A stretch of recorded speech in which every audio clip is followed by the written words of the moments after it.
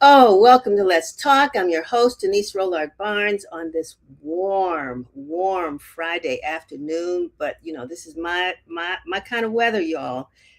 Okay, maybe not 90 degrees. I'll take it though. I will take it. And I'm going to enjoy this for as long as I can. I just hope that you all can stay cool. But I'm loving this. Anyway, welcome to the show, publisher of the Washington Informer. And I want to thank you for tuning in today because we have a great show planned as we celebrate Homeownership Month and Black Music Month.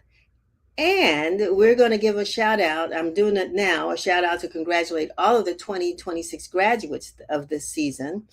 But we have a special graduate with us today, and I am so excited about the class of 2026. I don't know if you all know this, but I'm telling on myself.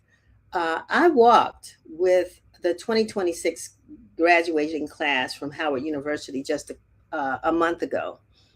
And I did that because it was my class's 50th anniversary. I graduated from Howard undergrad in 1976, and the class of 1996 walked with the class of 2026. And I don't even remember my graduation from 1976. I know I was there. I know it was cold. I don't know who the speaker was, but this graduation will go down in memory. If I ever write that book, you all will read about it. It was an amazing experience. I want to thank Howard University for how they do this to bring classes back on this momentous moment and to be a part of that. So anyway, congratulations to the class of 2026. Joining us today on Let's Talk are Julienne Joseph, Senior Vice President of Single Family Programs at the DC Housing Finance Agency. We also have Cameron Poles, Chief Dot Connector at Black Alley Band. Going to do a little go-go today and talk about more than that because Black Alley and what Cameron does in the community is much more than just the music itself. And the 2026 Spelman College valedictorian and DC native, Alyssa Richardson, and her mom, Dr. Hazel Richardson, a managed care pharmacist, entrepreneur, and community leader dedicated to advancing health, education, and wellness. So now we'll give Alyssa all of her credit, but mom poured a lot into her, I guess, because she had a lot to pour into her. But anyway, the both of them are going to be with us during the show. So I really look forward to talking to both of them. And all of our guests. So before we do that, some quick news. The National Negro League baseball game, let me say that again. The National Negro League baseball game will take place at Nat Stadium here in Washington, D.C., over in Southeast, on June 16th. The Washington Informer will have 100 tickets to give away, but you must read and watch. Read the Washington Informer and watch us here on Let's Talk in order to get a special invitation. We will also host a panel discussion on the Negro Leagues, which will be hosted by yours truly, which will be a part of the invitation. So we ask you to read the Washington Informer, pick up a copy. You can email us if you want to email us and say you want a special invite. Email us at news@Washington Informer, and in the subject matter, I'm going to say I wanted to say count me in, but anyway, put National Negro League in the subject matter, and we will make sure that we send an invitation to you. You know, it's a process you have to go through when you're dealing with the stadium and tickets and what have you. So we have to. In order for you to participate, we need your email address. For the first, I think it's 20,000 people that attend that game, they will get a replica jersey from the Negro Leagues, the Homestead Grays, which was our local team. You'll get a jersey. But if you sign up to attend through the Washington Informer, you get a jersey anyway. So we hope that you will do that, and we certainly look forward to seeing you. I love baseball. I mean, I remember going to baseball games at RFK with my daddy when I was a little girl, and so I still love the game. And I would love to share this night with you. Remember, that's June 16th. Pick up this copy or next week's copy of the Washington Informer, but also send us an email. Let us know you want to be our guest at this game, and send it to news@washingtoninformer.com, and we'll make sure we send an invitation to you. And we'll see you at the ball field. We also want to let you know that our annual home ownership issue will be out on stands next week, and the coveted district tax sale supplement will be published in the Washington Informer on Thursday, June 18th. So we got a lot going on because, as I said earlier, this is Black Music Month. This is National Home Ownership Month. We've got hundreds and hundreds or thousands of young people graduating from, I'm speaking at a 5th grade graduation next week. So kids and young adults graduating from colleges and universities and schools all across the country. So we're going to acknowledge them during the show. It's a lot going on. So that you don't miss it, pick up your copy of this week's issue of the Washington Informer at a newsstand near you. Or you can pull up the digital edition online by visiting our website at washingtoninformer.com. Just go to the website, and there you will see a little button which will allow you to subscribe to our digital edition. And all we ask for is your email address. You'll see that graphic or a graphic similar to that. All we ask for is for your email address. Put that in there, and voila, you become a part of the Washington Informer family.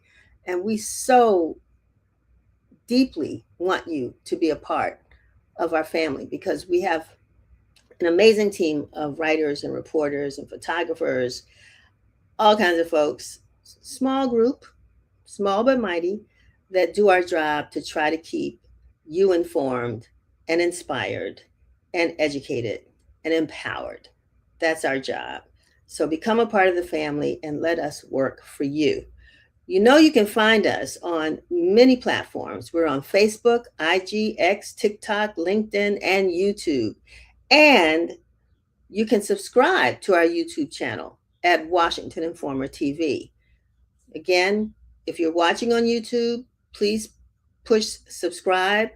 Or if you come back and watch later, which we hope that you will, because if you go to Washington Informer TV, you'll see all the shows that we've been producing and some of the stories that we've been covering in the community right there. So in order to get them into your email or your social feed, please subscribe. Now let's welcome our first guest, Julienne Joseph. We are going to be talking about the DC Housing Finance Homeownership Fair, and how, which is coming up really soon, and how it helps families achieve home ownership. Julienne, welcome to Let's Talk.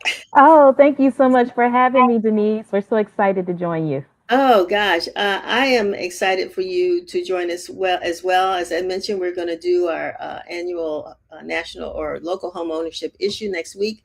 We're so grateful that DC HFA is a partner and a sponsor for that. And so we just had to have you on to talk about more of what you all are doing. So let's talk about that. You're having a home ownership fair on June 13th at the Martin Luther King Memorial Library. Let's talk about that.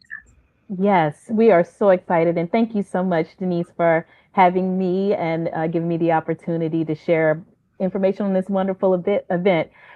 This will be our 3rd annual homeownership fair, and we're so excited to welcome all of the residents of DC to come to the MLK Memorial Library on 901 G Street Northwest on June 13th from 10 to 3. We have a whole host of professionals who are across the housing ecosystem who are ready and able to provide information to help prospective home buyers kind of address some of their questions before dipping their toe into the pool of home ownership. We have panels that are going to be set up. Our illustrious leader, Christopher Donald, our executive director and CEO, will be there as well on site in the afternoon to share the good news of all the good work that we're doing at DCHFA. But also we'll have a homebuyer class that'll be offered by Carmelita Turner, who is our business development and outreach manager. She's done amazing work across the district, sharing the good news of what we're doing to promote homeownership. And she'll actually be doing a homeownership class there. We're also going to be partnering with our friends at DHCD, the Department of Housing and Community Development for the District of Columbia. And they'll also be doing some sessions talking about down payment resources through HPAP, as well as their rehab program. So we have a host of things to cover. And also, we're going to have an exhibitor hall with maybe about 30 or more exhibitors who'll be able to share information and resources to help residents become homeowners. Julienne, we're in an election season, and I'm not asking you to talk politics, but I am curious because one of the big issues in the upcoming election is housing, affordable housing, and home ownership. Mm-hmm. And not only in the District of Columbia, but across the country, we're seeing that home ownership is becoming less accessible, particularly for millennials and Gen Zs and what have you, and almost to the point where some are saying that they're losing hope. Mm-hmm. What is home ownership still accessible in the district, and how do you think this home ownership fair will help to make things easier for those who are looking, especially to buy that first home? Absolutely. That's a wonderful question. And I'm glad that you're highlighting the younger population that is interested in purchasing a home, but feels a little bit of resistance and some hesitance in order to get in there. We are very intentional at DCHFA to acknowledge that a lot of the young borrowers that we are, or buyers that we're asking to join the homeownership movement, are the children of people who lost their homes during the housing crisis. They may have been very young, but they may have been old enough to understand that something was wrong. And as time has gone on, and of course the echo chamber of information that was, enveloping everyone during the housing crisis, there's almost a stigma that might be in the DNA of some of the younger borrowers today that makes them say, you know what, is it really safe? And they might not even be able to identify where that point of resistance is. But we are very intentional at DCHFA of being empathetic to the fact that there are a lot of communities that were hurt in 2008, and to invite new and young buyers to say, come on in and buy your first home, when their introduction to homeownership may have been their mom or their dad or their parents at the kitchen table crying over a mortgage statement that they couldn't pay. It's important to be sensitive as practitioners in this space to acknowledge that. And the only way that you can do that is through transparency and education. And it's so important and I can't talk enough about homebuyer education and housing counseling, and how receiving that information before you start the process is so critical, because it creates empowerment. You mentioned empowerment in your opening, Denise, that is what it's all about.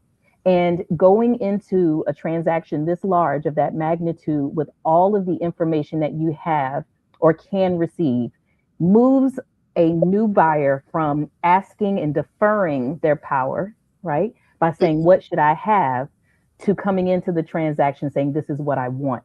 And that creates a different type of ownership, and it relinquishes it stops that vulnerability that so many young buyers feel when they're entering the process, when they have the information they need to make an informed decision. And I want to flip that, because I'm my first entree into home ownership was a condo that I bought over here in Ward 8, which I could barely afford, and it was only $36,000. Yeah. But I took that leap, at what, almost 30 years old, to purchase. And then eventually got married, bought a home, and thought, okay, this is the starter home, but I must be still starting because I'm still in the same. Right. But they say, I think I've read also that uh, boomers are also buying, and maybe because they have, more disposable income now? What's happening? So, I mean, generationally, how will this fair address that group? Absolutely. And the information that we will be sharing is also a new program that we've introduced. It's called Home Advantage DC. Hmm. That is a tax exempt mortgage revenue bond program. And what that basically means is that we're able to offer first mortgages at below market rate. The rates are extremely competitive, which will make it easier for buyers who may be on fixed income to be able to afford a mortgage. And in addition to that product, not only are the interest rates significantly lower than the market, we also provide down payment assistance to address that initial barrier of having the money. You can have everything else, but if you don't have the minimum requirement in order to fund that mortgage, that can be a huge barrier, particularly for underserved communities.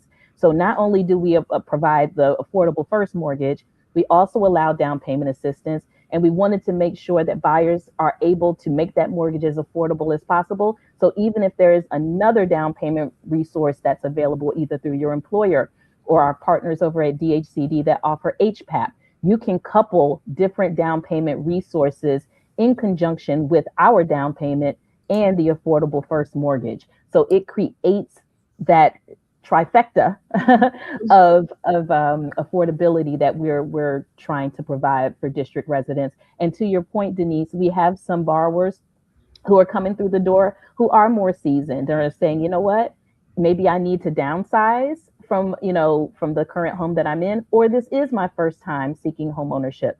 We also provide and require for our program first time home buyer counseling and education in order to be eligible for that product. Because as I mentioned, we don't want people to just buy a house. We want them to be able to stay in it. And it's so important to make sure that they not only know the resources to make an informed decision in order to qualify for the mortgage, but have the tools and the resources available that if life starts lifing and Hmm. hardships Well, happen, we want to make sure that they have those tools as well to know who to call should something take place and a financial hardship happen in the future.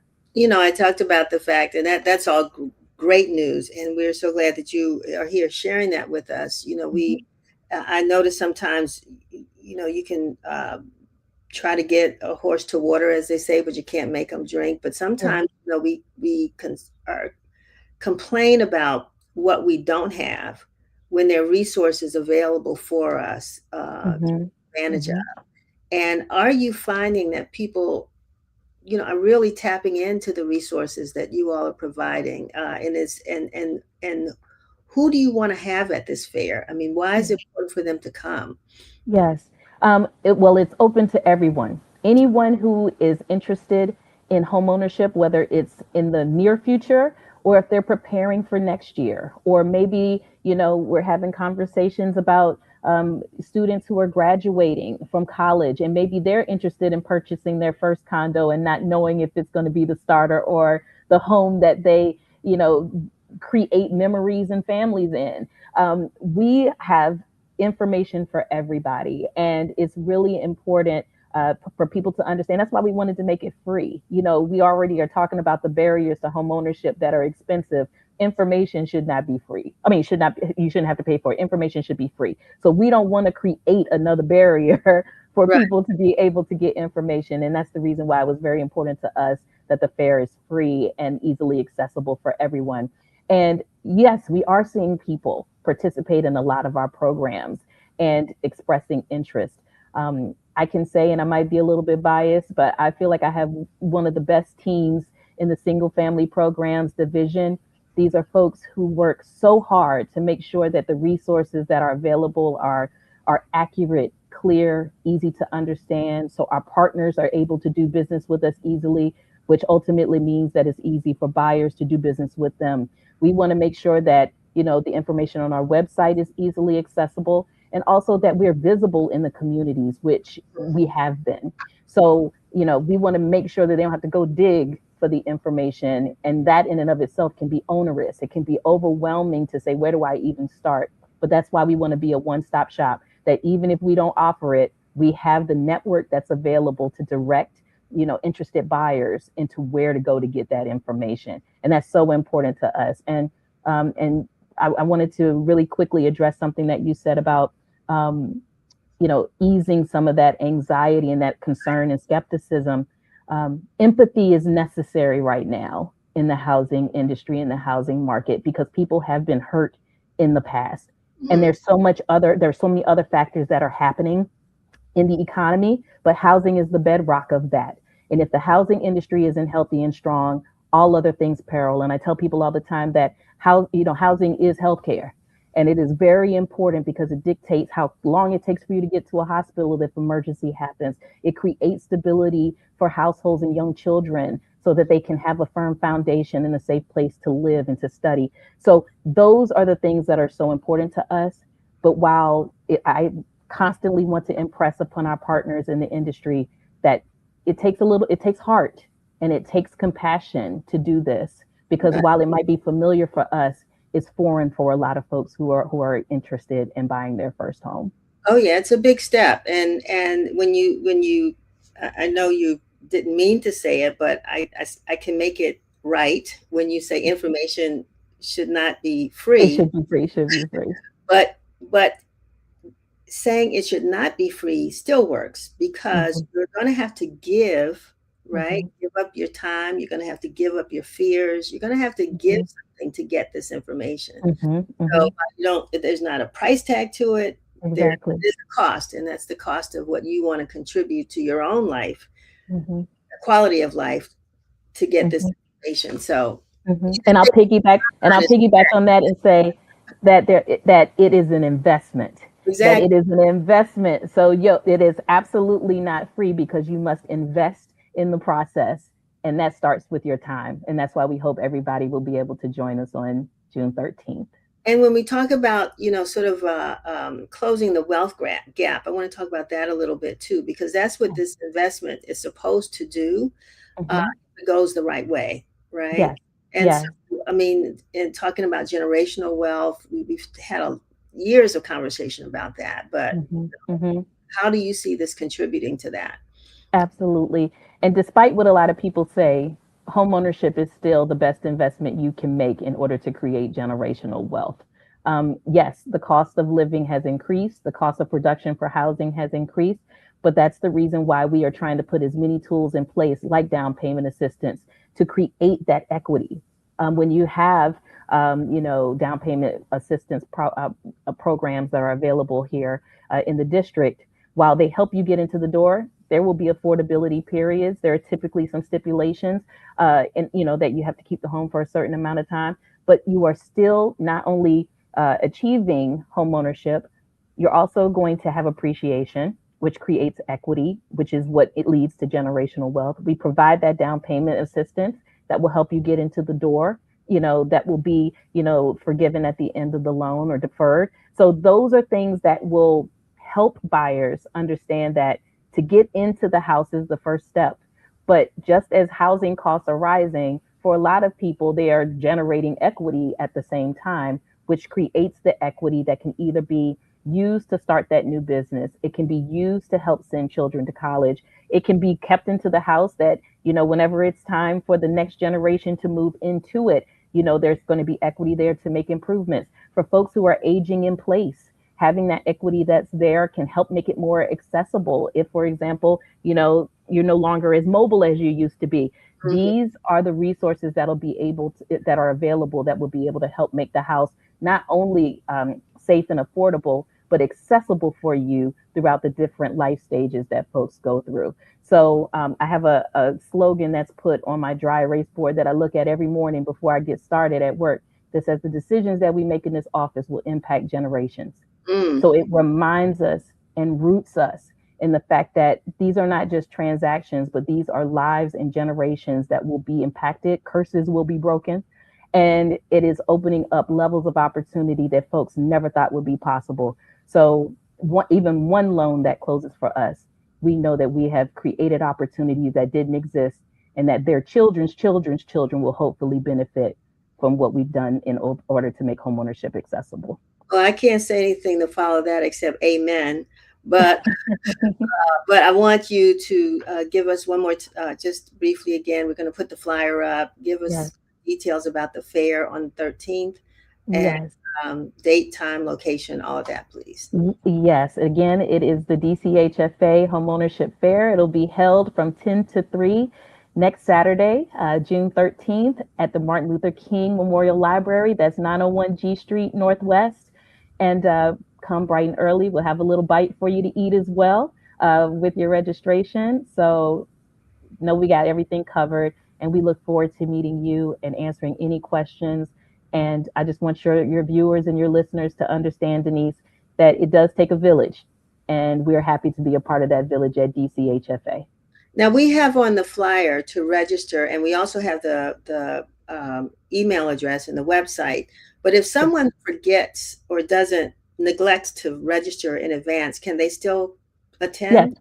and still show up, still show up, because we want to do everything that we can in order to accommodate people who want to receive information. But to ensure that we have enough resources, it's always best to have a head count because we don't want folks to leave empty-handed as well. So the earlier that you can, in order to go to that link that you just mentioned, Denise, at homeownershipdc.eventbrite.com. Again, it's free. So just go ahead and register so we can make space for you to make sure that you are able to have the resources that you need should you show up. So while you can listen to the information, if we're able to have space and capacity, we want to make sure you have materials to take with you as well, so you can be informed and give you a little something to read when you get back home after the fair. Wonderful. Julienne Joseph, Senior Vice President of a Single Family Program, DC Housing Finance Agency. Thank you so very much for being with us today. Thank you, Denise. All Take right. care. Good one. Bye-bye. So we're going to turn to something else that should make us feel a little good. I'm going to open up with some sounds from Black Alley, and then turn to Cameron Poles, Chief Dot Connector of Black Alley Band. Don't go away.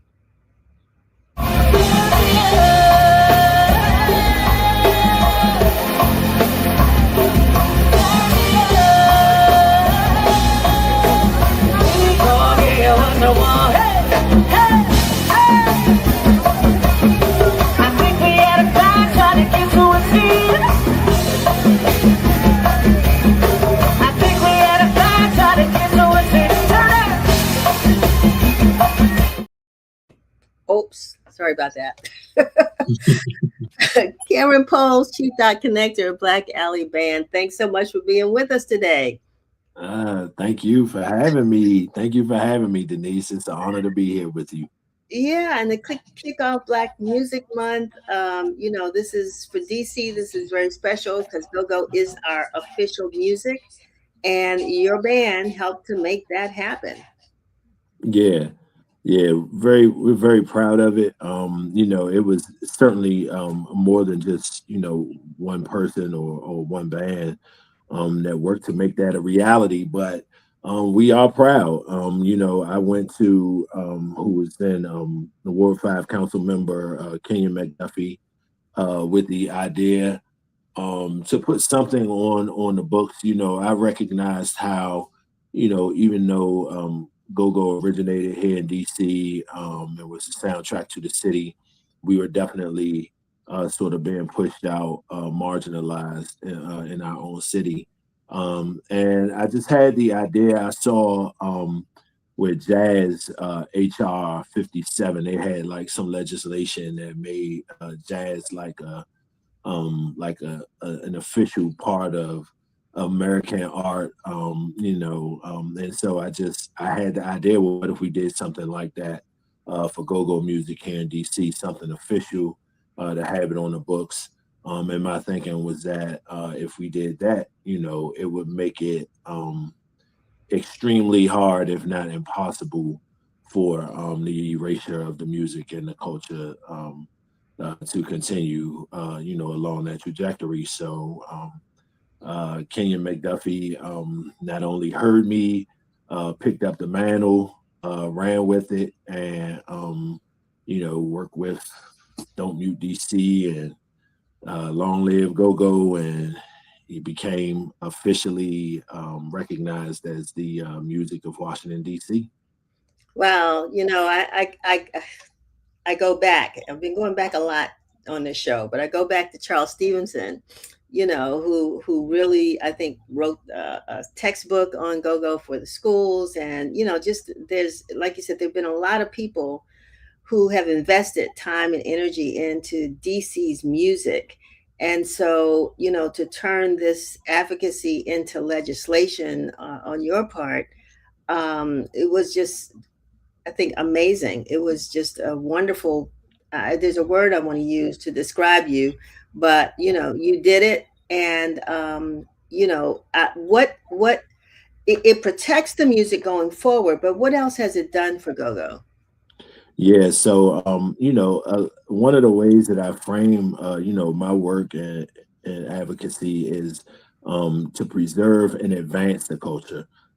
So the legislation was not only about preservation, um, of what we've already done here in the city with the music and with the legends, the foundation that they laid, the Chuck Browns, the Red Essence, the Trouble Funk, the EUs, that not only honor the foundation that they laid, but also have resources in place to, advance the culture, to make sure it evolves and adapts so that it can continue to feed and be a lifeline of communication and connection, for our people here in the city.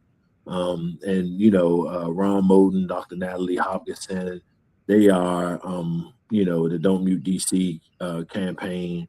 They were instrumental in sort of, taking what we did with the legislation. My thing was about protecting, preserving, and advancing. They were like, well, in order to advance, legislation is nothing without funding. So, they were the ones who sort of put that pressure, on, the elected officials in the city to say, listen, it's one thing to support it in name; it's another thing to support it with actual resources. Right. And so those resources have been in place since the adoption of the music as the official music of DC, and it's critical. It's things have to be properly resourced if you are true and sincere about supporting them. Right. Uh, you know, um, go-go. I don't know how to properly describe it when the music first started, right? Other than it was, local, maybe Southeast, no, but it's global now. I mean, I believe it was the Grammys, right, where go-go was recognized. The bands are traveling around the world playing go-go music, which says a lot for the District of Columbia and it being a destination for travelers. And now you're even involved in other issues like environmental issues. There are other things that you're doing with the genre, to expand its reach. And talk a little bit about that, if you would, about the how you've reached into that environmental sustainability playground. What do you Yeah, all? for sure. Mm-hmm. For sure. So for me, a little bit to sort of tie it all together, like there's absolutely a specific history in terms of the founding and the formation of Go-Go, but and I don't want to minimize that at all. What Chuck Brown and Red Essence did to sort of create the music, but the way it sort of like things there are facts and then there are narrative that sort of get to the truth of it, right? There's a narrative that gets to the truth of it. And so the narrative that I have come to believe that's true in terms of what go-go is and how it started is that here in DC, this is like really probably the only place that I know in this country that had like a black mayor, a black superintendent of schools, a black police chief. Like my principal and all of my teachers were black at River Terrace Elementary School, right? And it's like DC is sort of this. It was like this burgeoning sort of mecca of black excellence. The original Chocolate City, right? This mecca of black excellence, and Go Go was the soundtrack of that Black excellence, Mm-hmm. right? And so I think over time, it went from sort of, uh, the soundtrack to Black excellence to sort of being this cohesive connection as we race against being marginalized, gentrification and all of that. It became sort of a pocket of resistance, right? And so I think that narrative, you know, it resonates with people around the world. People outside of this country understand how, different cultural forces and economic forces really try to come in and sort of take over, Right. their traditional ways of life, Right. right? And so I think that, you know, we, unlike other African American art forms like jazz and hip hop, you can sort of export the music, right? I personally have not found that I can be successful exporting go-go music. What I find to be successful is exporting the experience and the story of what go-go is to our people here in DC, Mm-hmm. right? And so I think that is how we've been able to get traction. That's how Black Alley has been able to get traction globally. And then for me, it was also just sort of a natural, um, you know, looking at those experiences, having gone through those experiences overseas, those cultural collaborations and exchanges, and seeing how people are living in developing countries, and then some countries that are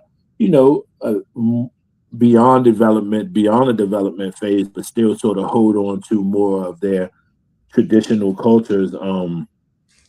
I think just like you see the expansion of globalization, it's sort of taking away, making things go extinct, life forms and trees and things, things getting torn down so that to build up in the name of progress, right? Um, So how that is Black Valley putting its stamp on that? What is it? What Yeah, are you all doing to put your stamp on, sustainability? yeah. So for me, is sort of connecting those dots. Go-go is hyper regional, number one, which sometimes people look at that as like some sort of deficiency or failing because we're not billionaires like we don't have these moguls like hip hop does, right? But I think that I'm trying to explain this like in terms of how we put our stamp on it.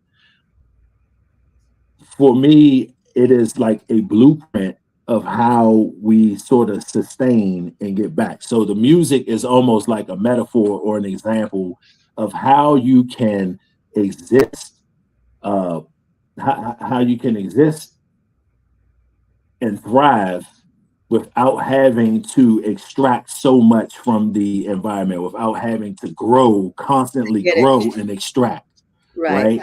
And Mm-hmm. so we not only is it sort of like this obscure metaphor, like we're trying to really bring that to life in terms of like even like our merch. Like we have the recycle bin merch lines. So instead of like creating all of these, putting more pressure on the environment, more creating more waste and more pollution, like they're already like incredibly dope clothes that are already made. So why don't we just put our recycle bin logo on clothes that already exist, right? Oh, Things yeah. that people have already in their closet, right? Right. Right. So, As you opposed know, to ending up in landfills. yeah, Right. right. So, different things like that. So those are some of the like tangible things, but I think more importantly, it's just sort of helping people realize that it is cool to just sort of regenerate and reuse and recycle. Like most art that we think is brilliant and beautiful is recycled. Like my favorite Michael Jackson song is Human Nature, and that is a cover song, right? Yeah. Yeah. So it's like just sort of getting it in our minds that, life is not really about constantly chasing something that you don't have or something that is new, purchasing something that is new. It is about appreciating what you have, reinterpreting it, and reimagining it so that you can use it for your time and your people and the challenges that you and your communities face now. I think that's an excellent message to get across to the followers of Black Alley and to the community at large. And I'm curious if how go-go or how Black Alley's music is transcending generations. I mean, folks have grown up on the music, and a lot of the followers are, you know, older now. I mean, is the younger generation adopting it as well? Is it as popular with, let's say, teens? I know they go out, but do they understand the history and the of the music, and have an appreciation as much as their parents may? Do you Yeah, understand? no, I think that is definitely a challenge. I think we're making progress. There's a definitely intentional effort by us and then some of the older heads and go to have that intergenerational exchange and keep the music alive, keep the culture alive. But it is a challenge. I think ever since I was just having a conversation the other day, I think with the advent of the internet, right? One of the probably unforeseen consequences or products of the internet is sort of this homogenization of culture. So when I was young, um, every like DC had its own slang, its own music in terms of go-go, its own fashion, like with Madness and DDTP, and it was like we were so self-contained in what we felt was cool and like our sort of markers of success and cool. And it's like everywhere you had pockets of black people, that was the case. So Philly had their own slang and style, and Detroit, and then down south in Memphis and Atlanta and Dallas, and then of course the West Coast had their thing going on. But once YouTube and social media came about, it's like all black children from all over the country started sort of seeing the same sort of music and the same fashions and the same songs. So now you have all of our kids, no matter what city you're from, speaking the same little five little slang words, or the same Right. little five dances that they see on TikTok, or the same, same fashion. Like they all dress the Yeah. same and had the Oh, same little movements when they showing off the money, right? right, So right. the internet has really sort of had this homogenizing effect on black culture. Interesting. Um, but I think that we recognize that, go some of the older artists and go the people who truly love it and live it.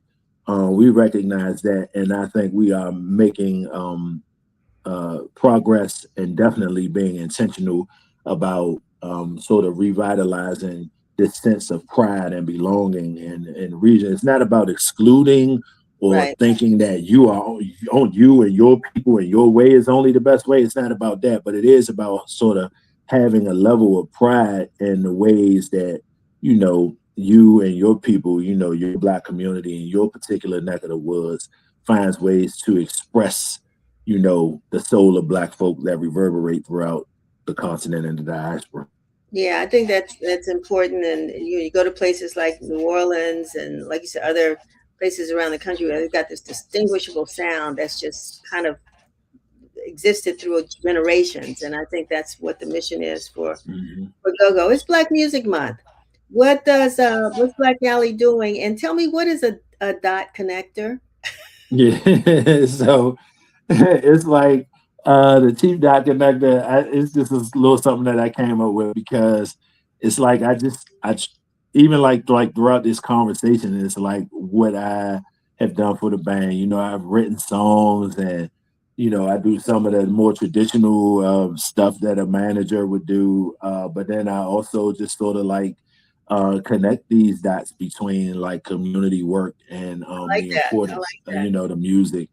So I mean, just a dot connector. It's like putting a cool little thing on, just wearing many hats and doing whatever it takes to get stuff done. Love it. Yeah, I mean, it makes sense. based on what I've seen you do, Mhm. you are the chief. And so, before we close, anything coming up through the month of June in celebration of Black Music Month that Black Alley will be sharing with the public? Yeah, absolutely. So June 13th, we are at Charles County Fairgrounds for the Cooling You Wine Festival, which is a celebration of just black music, all different types of black music. Wow. June 19th at Anacostia Museum in the National Harbor. June 20th at Black Rock in Germantown. We're celebrating Juneteenth all weekend, which is that's like the ultimate mashup right there. Juneteenth and Black Music Month. You just can't even hardly get no blacker than that, which Right. is always a beautiful time. And then, again, like that first show on June 19th is at the Anacostia Museum. That's special for us, to play in our neighborhood, in our city. Right. And then in June 27th, our sort of like our second home, Penn Social, where we do quarterly shows. June 27th at Penn Social is pretty cool. And then beyond Black Music Month, beyond June, we have the Bahama Breeze coming up. So if anybody wants to travel to the Bahamas with Black Alley, we play. It's a sort of like a festival from the 13th through the 17th, but we play on Saturday, August 15th. It'll be Black Alley and Floor Tree, and then at the Atlantis Hotel and Resort in the Bahamas. So, Wow, that sounds um, like a party. yeah, for sure. Wonderful. Well, that's great. You're celebrating the 250th. You all celebrating. All right. Yeah. Anyway, Cam, thank you so much for being with us, for sharing, sort of the story behind the music. And I think people need to know that, and just appreciate what you do to keep DC being DC. It is. We got cherry blossom trees and what is it? Frederick Douglass Home and other things, and we got go-go music, right? Malcolm X Park, all those places Mhm. playing, been there. So thanks a lot for being us, representing us, and we Yeah. appreciate all that you do. Absolutely. Thank you, Denise, for all the years of service and platform and amplifying voices and giving us the independent news that we need. That is more important than ever. And anything that Black Alley can do, anything I can do personally and Black Alley can do to ensure the continuation of the treasure and institution that the Washington Informer is, please do not hesitate to let me know. I will not hesitate to let you know. Yeah. Thanks so much. I'll just say share this with your folks, especially those young folks, because we're trying to share the music, we're trying to share the information. We got to let them know that DC has some great things. This is our community, this is ours, and we've got to protect and sustain it. So we're in this together. Absolutely. All righty, have a good one. You too. All right. So that was good. I mean, I've really appreciated the work that Cam has been doing, and again, it's not just the music, but it's the message. It's the message, and I think that's what he shared with us. And speaking of messages, that's why I'm excited to talk to a valedictorian, one of seven, from Spelman College, Alyssa Richardson, who was a member of the 2026 Spelman College class. She was a valedictorian, and joining her in our conversation today is her mom, Dr. Hazel Richardson, who happens also to be a managed care pharmacist. And I'm saying entrepreneur, but she a businesswoman. She takes care of business at home and in the business. So I want to welcome both of you all to Let's Talk. Thank you so Thank much for you. having us here today. Yeah, Alyssa, I am so proud of you. We're also proud of you. Thank you. So you just graduated from Spelman. Your major was, Biochemistry. ah, I wonder how you decided upon that. Actually, my mom was a chemistry major, and I always just loved the sciences. And also, I knew I wanted to go into healthcare, and biochemistry is a huge part of that. And so it just all kind of fit together. Wow, that's amazing. And going back, you called Spelman. It's Black Girl Disneyland. But this is the first time in 144 years that there were 7 of you all who served as valedictorians in a single class. What did that mean to you? It meant so much to me to be able to share that honor with, six other of my Spelman sisters. Of course, when you're going through your journey, you're not going around asking people, what's your GPA? So you're just kind of going through life and trying to do the best at what you can with what you have. And so when I was notified that I had been, distinguished as valedictorian along with 6 other people, I was like, this is really a testament to what Spelman represents. Spelman, beyond being an academic institution, is a sisterhood. And so being able to just embark in this journey of excellence with my sisters, it really shows me just how important Spelman is, especially in the current climate that we're living in.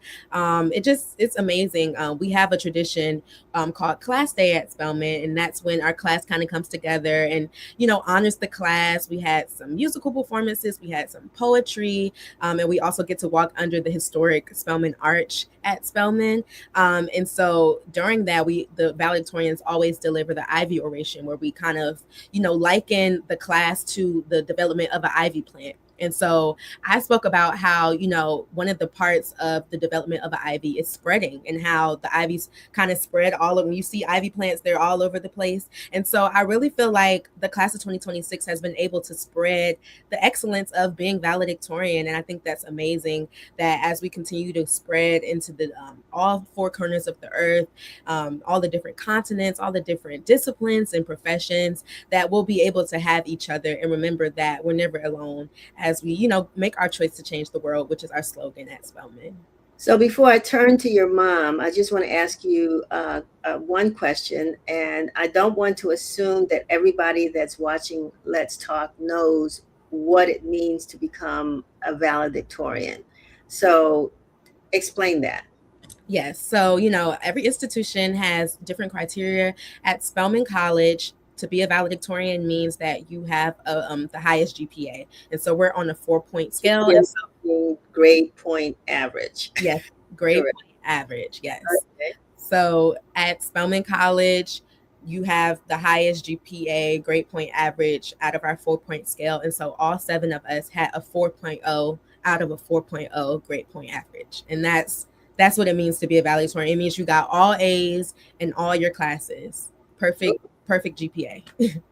That's amazing. That's amazing. Congratulations to you. Congratulations, Mom. Thank you. Thank you. When Alyssa was going to go to college, I mean, you had a lot of choices, because I'm going to assume that she was a pretty good student, high school student as well. So how was it that you selected, or she selected, Spelman, and you said, okay? Listen, this is a good question, because as an Eagle myself, from who graduated from North Carolina Central University, my heart was shattered when she chose to not go to my alma mater. However, Alyssa is a product of DCPS. So she graduated from Duke Ellington School of the Arts, where she was a stellar student. She graduated the #1 in her department with the highest GPA there as well. How did she decide on Spelman? Listen, and this is advice that I give other parents. Sometimes it's about following the money. She was accepted to every college she applied for. Oh. However, Spelman was the first to say, we want you and we are going to give you a full scholarship. That full scholarship sealed the deal. Once they said, we've got you for 4 years, Mom said, okay, we can do Spelman, even though it's very far and it's really tough to, separate for that amount of time. Alyssa is very brave, and I knew she could handle herself. And so that's how we decided on Spelman. Wow. And I mean, of course, Spelman's in Atlanta, all girls. I mean, I'm confused sometimes about how Spelman and Morehouse and some of the other universities in the, what do you call it, the university? The Atlanta, yeah. So Spelman College, Morehouse College, Clark Atlanta University, Morris Brown College, and Morehouse School of Medicine are all a part of the Atlanta University Consortium, or for short, we call it the AUC. We actually all share a library. Our campuses are literally across the street from each other. Like, you don't even have to drive. We walk to and from. We eat at each other's dining halls. We take classes at each other's schools. So we're all a part of the same consortium. Spelman and Morehouse have a brotherhood, sisterhood relationship. And so we do a lot of campus things, including our homecoming together. Morehouse is like cheerleaders, and, the dancers and the band all come from Spelman College. The queen of Morehouse is usually a Spelman student. So we do a lot of things together, and it kind of gives you a co-ed experience while still being able to have the sacred, historical experience of going to an all women's college or all male college. So thanks for explaining that. I appreciate that, because I like you said, Dr. Richardson, people are looking at where they're going to send their kids to college, and some don't want them to go far away, and kind of what that transition is going to look like. Alyssa was able to handle that, and she's still not, she may be home now, but she's not going to be home for long, because you are going to, is it Perelman School of Medicine? Yes, Perelman School of Medicine at the University of Pennsylvania. A full ride. Yes, on the full ride. And it's amazing because this is actually the first medical college in the entire country. UPenn has the oldest hospital in the country as well. And it's an Ivy League institution. So there's an array of just, opportunities and resources. And to be able to go from the number one HBCU to the first medical school on a full ride, Ivy League institution, it really just shows that HBCUs are able to produce people who can go into their respective fields and be at the top of it and do well, even while being in a place where race and even gender in Spelman's case are not a factor, even when we're not dealing with that intersectionality. So I think it's amazing. So what's your goal? What do you want to do with all of this education? What do you want to do professionally? Yes, so I'm going to be getting my Doctor of Medicine to be a physician. And right now, I'm really interested in women's health. So I would love to be an OBGYN.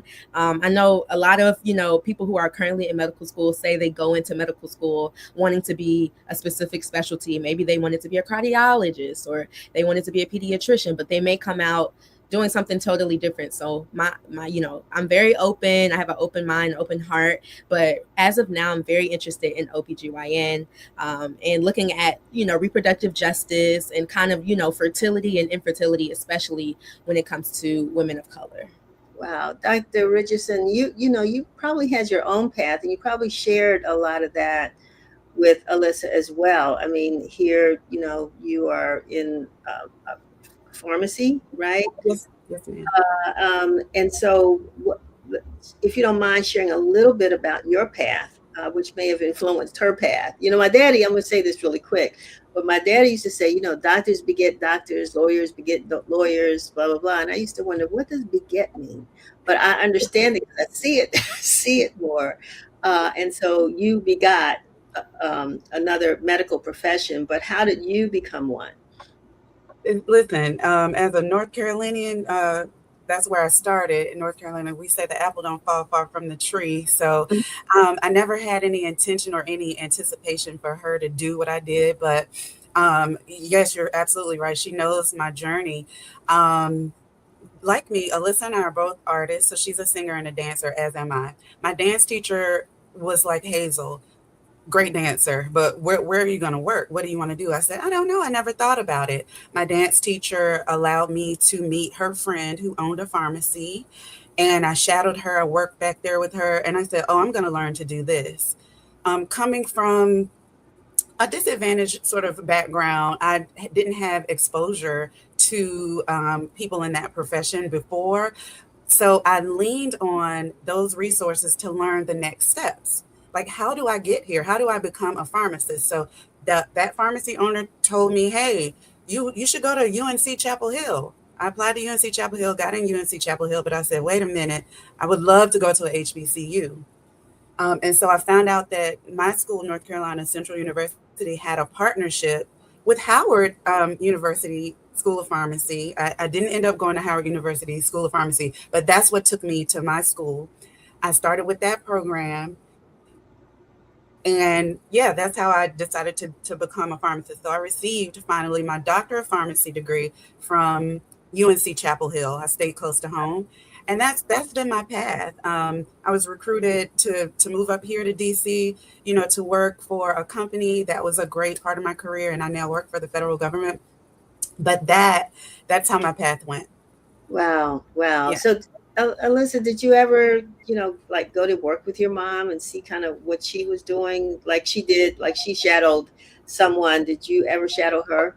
Yes. And so, I've been in application mode for the past, years. So I've been, answering some of these types of questions like why medicine, why healthcare.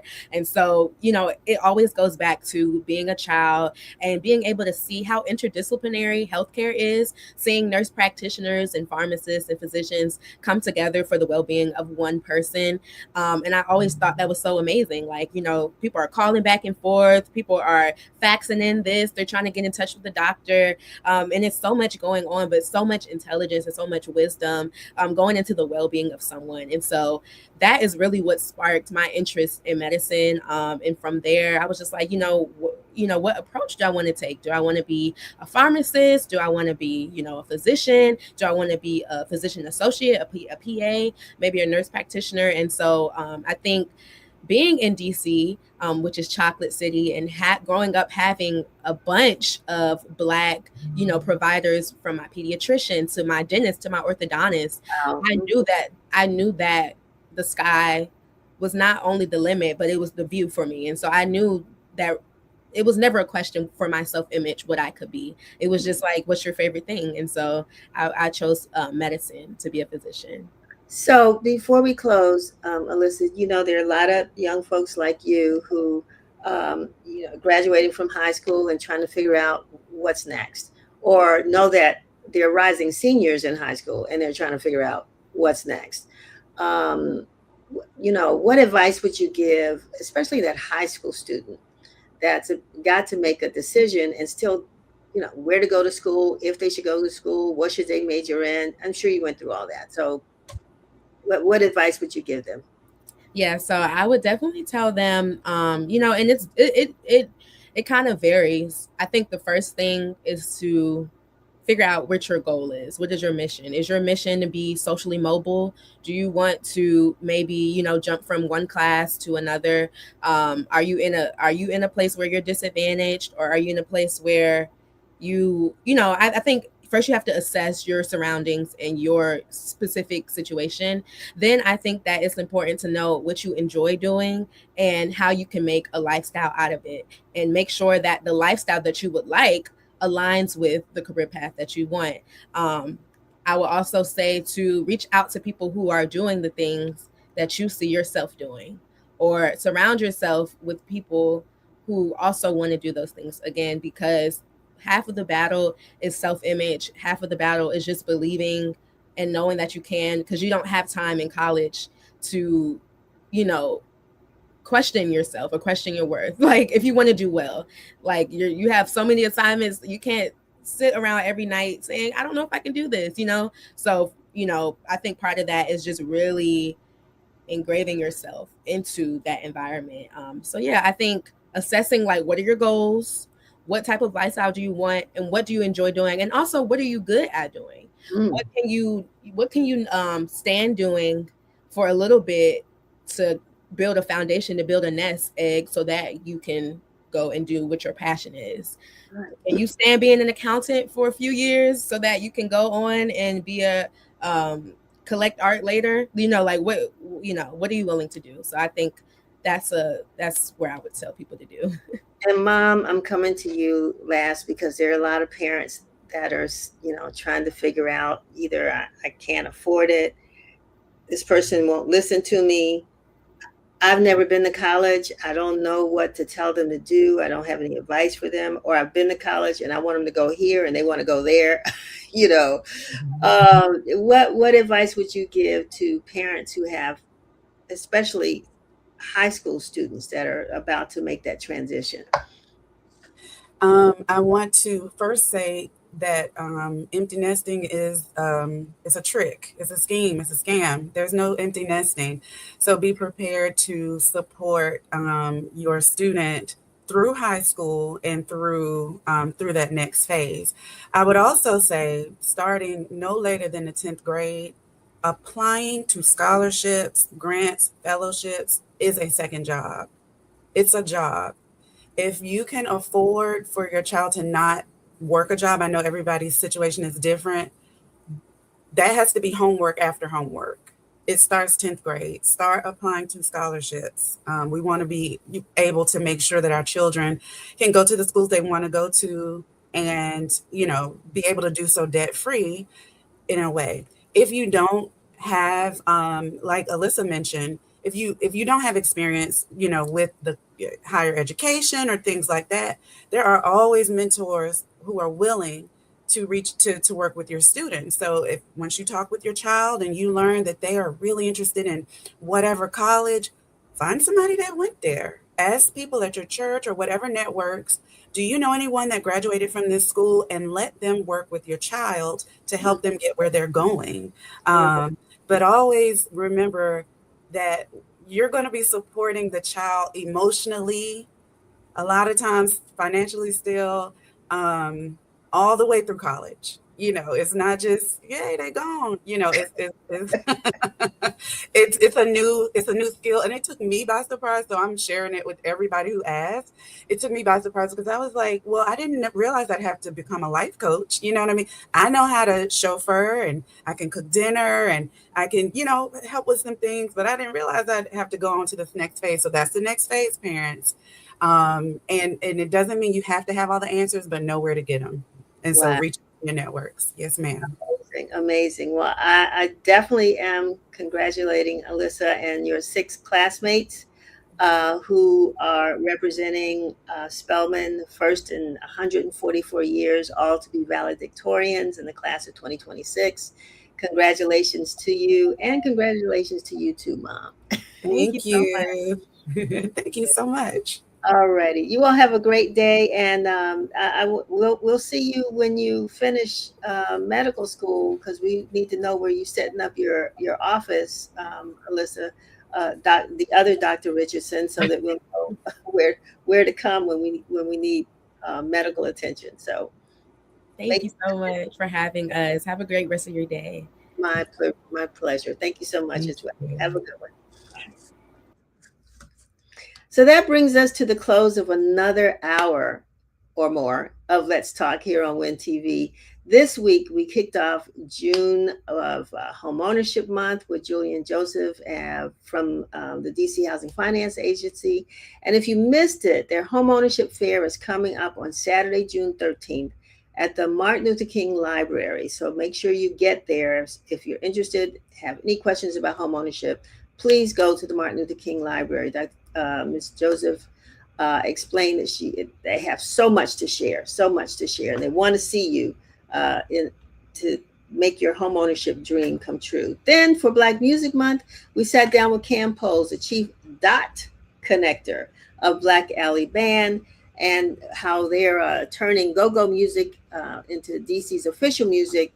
And we didn't talk about scholarships. I guess we could do that the next time we talk to him, but environmental justice and a whole bunch of other stuff that they're involved in. And we certainly do appreciate the work that they're doing to preserve and sustain DC music. And last but not least, of course, we just heard from Alyssa Richardson, one of 7 valedictorians from Spelman College, and her mom, Dr. Richardson, as well, a pharmacist.